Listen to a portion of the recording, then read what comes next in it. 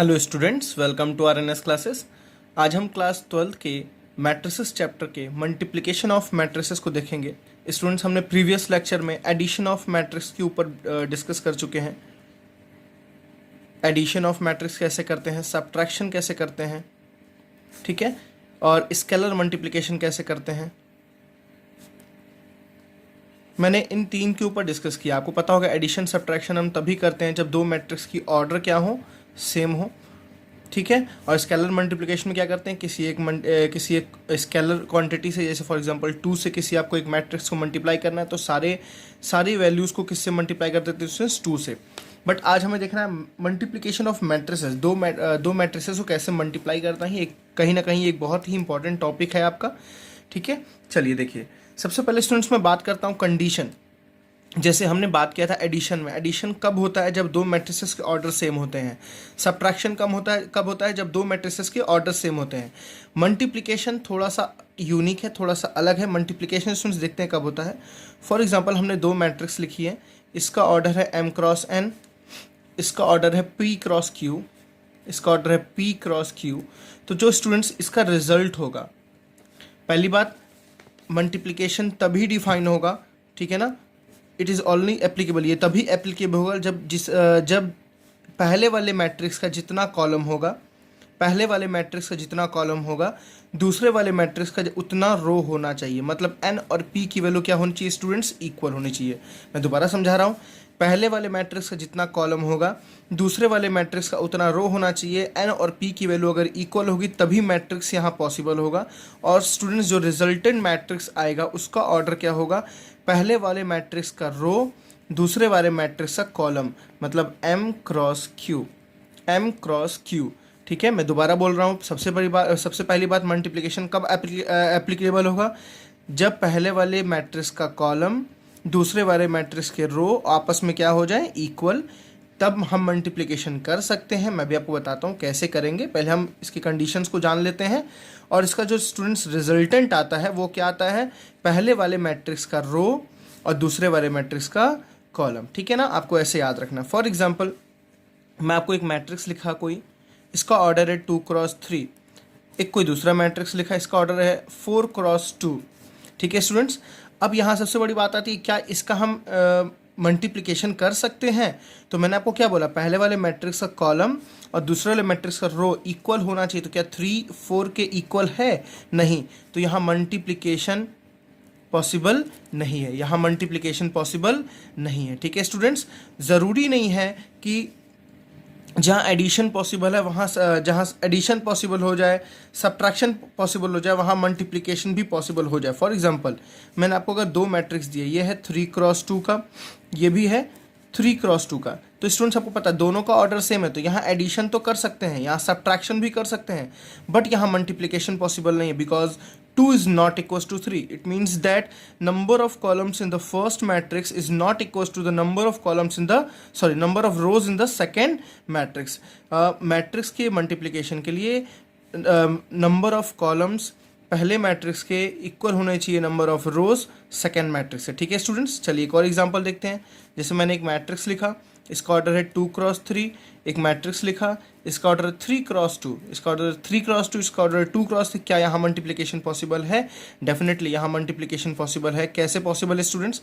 Because 3 और 3 ये दोनों देखिए क्या है, इक्वल, मतलब इसमें जितने कॉलम होंगे उतने ही क्या होंगे, इसमें रो होंगे। अभी आपको मैं टेक्निक बताऊंगा, ट्रिक भी बताऊंगा, एक बेसिक कैलकुलेशन कैसे होती है और ट्रिक के थ्रू आप कैसे कर सकते हैं, ठीक है। आप पूरे लेक्चर में मेरे साथ बने रहिए, आपको यहाँ पे समझ आएगा, ठीक है स्टूडेंट्स।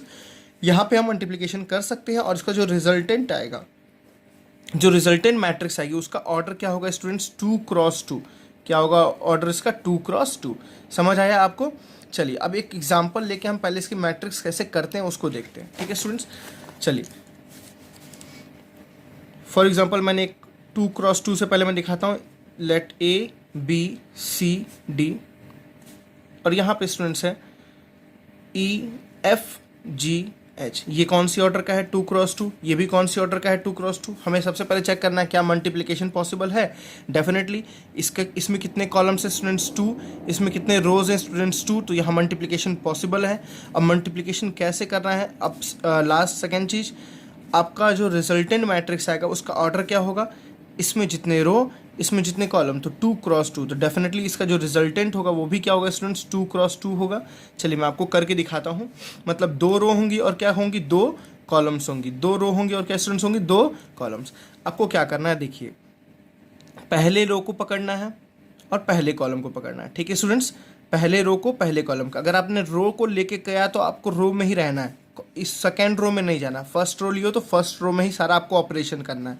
ठीक है ना, आप पहले फर्स्ट टाइम कर रहे हैं तो फर्स्ट टाइम थोड़ी आपको दिक्कतें होंगी, आप 2-3 बार आप समझ के करेंगे तो आपको आना शुरू हो जाएगा। ठीक है, पहले रो पहले कॉलम, तो पहले रो में ही रहना है। कैसे, देखिए ए इंटू ई, तो A E plus B into G, student समझ आया ना, A into E plus B into G, clear है। फिर फर्स्ट रो सेकेंड कॉलम, अभी हम फर्स्ट रो में ही हैं तो फर्स्ट रो में ही सारा ऑपरेशन करेंगे। ठीक है ना, चलिए ए इंटू एफ, तो A into F plus B into H, ठीक है स्टूडेंट्स। देखिए दोबारा बोल रहा हूँ, फर्स्ट रो फर्स्ट कॉलम अपने पहले पोजीशन पे, फर्स्ट रो सेकेंड कॉलम अपनी दूसरे पोजीशन पे। देखिए A E plus B G, A E plus B G, A F plus B H, I think students आपको क्लियर हुआ इतना। चलिए नेक्स्ट रो में आएंगे तो यहाँ भी नेक्स्ट रो आएंगे, सी ई प्लस डी जी, देखिए दोबारा सी ई प्लस डी जी, पहले रो को पहले कॉलम से, दूसरे रो को पहले कॉलम से। ठीक है ना, सी ई प्लस डी जी, और सेकंड क्या आ गया स्टूडेंट्स, सी एफ, देखिए C F plus D H, this is your result. देखिए आपका कितना ऑर्डर आया, 2 क्रॉस 2, 2 रो एंड 2 कॉलम। इसका ऑर्डर कितना है स्टूडेंट्स, 2 क्रॉस 2। चलिए आपको मैं एक ट्रिक के थ्रू बताता हूँ, बट स्टूडेंट्स मैं आपको बोलूँगा आप ऐसे ही मल्टीप्लिकेशन सीखो, ज़्यादा यूज़फुल ये है। ये बहुत ही ज़्यादा एप्लीकेबल आपको नहीं लगेगा क्योंकि कहीं ना कहीं इसमें राइटिंग प्रोसेस काफ़ी ज़्यादा है, बट आप समझ लीजिए आपके लिए हेल्पफुल होगा ये भी।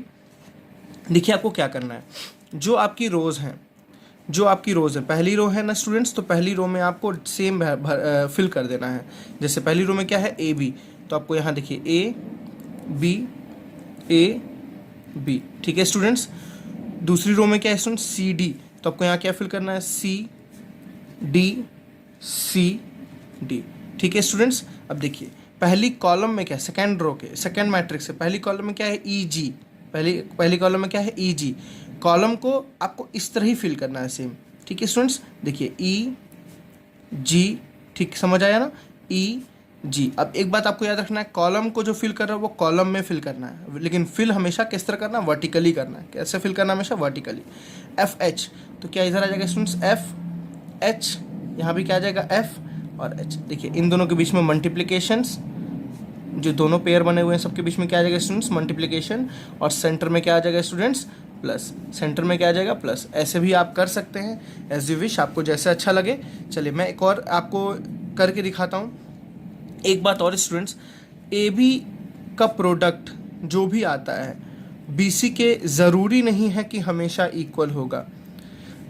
ए बी का जो प्रोडक्ट है वो बी सी के इक्वल ज़रूरी नहीं है कि हमेशा होगा। या अगर एक ए बी, एक जैसे एक मैट्रिक्स दी हुई है ए, उसका ऑर्डर है फॉर एग्जांपल 2 क्रॉस 2, एक दूसरी मैट्रिक्स दी हुई है बी, उसका ऑर्डर है 2 क्रॉस 3। तो स्टूडेंट्स देखिए यहाँ पे ए इंटू बी पॉसिबल है, यहाँ पे ए इंटू बी पॉसिबल है। क्यों पॉसिबल है, देखिए इसमें जितने नंबर ऑफ कॉलम्स उतने नंबर ऑफ इसमें रोज हैं, तो ये मैट्रिक्स पॉसिबल है। क्या यहाँ पे बी इंटू ए पॉसिबल है, आप चेक करके देखिए। बी इंटू ए करने के लिए ये क्या हो जाएगा, 2 क्रॉस 3, और ये क्या है स्टूडेंट्स, 2 क्रॉस 2, तो ये 3 और क्या 2 इक्वल हैं, 3 और 2 इक्वल नहीं है, तो बी इंटू ए पॉसिबल नहीं है।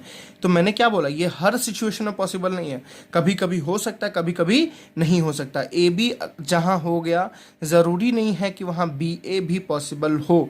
ए बी का जो आंसर आएगा वो बी ए के इक्वल नहीं होता है, जो ए इंटू बी का आंसर आएगा वो बी इंटू ए के इक्वल नहीं होता है। ठीक है स्टूडेंट्स, आपको यहाँ तक क्लियर हो गया। चलिए एक एग्जाम्पल और देखते हैं मल्टीप्लिकेशन के बेस पे।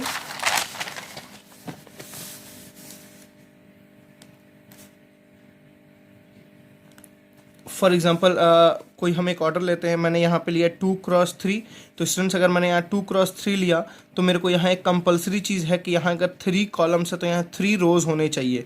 3 क्रॉस हम कुछ भी ले सकते हैं, चलिए इसको ले लेते हैं 3x4। कितना ले लेते हैं 3x4। चलिए करके दिखाते हैं इसको आपको। 2x3 में हम एलिमेंट्स को फिल करते हैं, 2 रो 3 कॉलम, 2 रो और कितने कॉलम्स स्टूडेंट 3 कॉलम।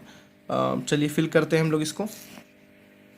तो देखिए स्टूडेंट्स हमने ये एक एग्जांपल लिया हुआ है, आप इसके ऑर्डर को पहले चेक करिए। देखिए इसका ऑर्डर क्या है 2x3, इसका ऑर्डर कितना है 2x3। इसका ऑर्डर देखिए स्टूडेंट्स 3 रोज 3 कॉलम्स, तो 3x3 आपको चेक करना है। जितने इसमें क्या होंगे कॉलम्स होंगे उतने इसमें क्या होने चाहिए रो, तो डेफिनेटली ये दोनों सेम है।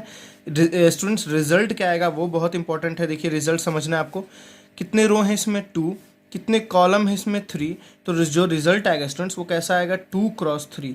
2x3 मतलब इसमें 2 रो होंगे और कितने कॉलम होंगे स्टूडेंट्स 3 कॉलम होंगे। समझ आया ना। चलिए मैं आपको करके दिखाता हूँ कैसे करना है इसको। देखिए पहले रो को पकड़िए और तीनों कॉलम से मल्टीप्लाई कर लीजिए। तीनों कॉलम से मल्टीप्लाई करिए, पहला इधर, दूसरा इधर, तीसरा इधर। समझ आया ना। चलिए देखिए कैसे। 1 1 ज़ा 1, 5 2 ज़ा 10, 4 8 4 ज़ा 32। समझ आए स्टूडेंट्स। पहले जगह फिल हो गया। दूसरा 1 4 ज़ा फिर 1 और ये 1 4 ज़ा 4, 5 0 ज़ा 0 एंड 4 2 ज़ा 8। ठीक है स्टूडेंट्स। नेक्स्ट 1 3 ज़ा 3, 5 1 ज़ा 5 एंड 4 5 ज़ा 20। ठीक है एज इट इज। चलिए सेकेंड रो को इन सादे से 0 1 ज़ा 0 प्लस 2 2 2 ज़ा 4, 8 5 ज़ा स्टूडेंट्स 40। देखिए 0 0 1 ज़ा 0, 2 2 ज़ा 4, 8 5 ज़ा 40। ठीक है समझ आया आपको। आपको इतना याद रखना है, जैसे इसका जो वो पोजीशन है वो क्या है students, second row and third column. इसका पोजीशन देखिए students, third row and first column. आपको पोजीशंस को ध्यान देना है। ये वाला इससे मल्टीप्लिकेशन होगा, ये वाला इससे मल्टीप्लिकेशन होगा, ये वाला इससे मल्टीप्लिकेशन होगा। ठीक है ना। फर्स्ट सेकेंड रो को फर्स्ट कॉलम के हर एक अदर एलिमेंट से मल्टीप्लाई करेंगे। आप ऐसा नहीं करिएगा जीरो के इससे भी मल्टीप्लाई करिएगा, इससे भी नहीं। जीरो केवल 1 से होगा, 2 फिर 2 से होगा, 5 फिर 8 से होगा। ठीक है ना।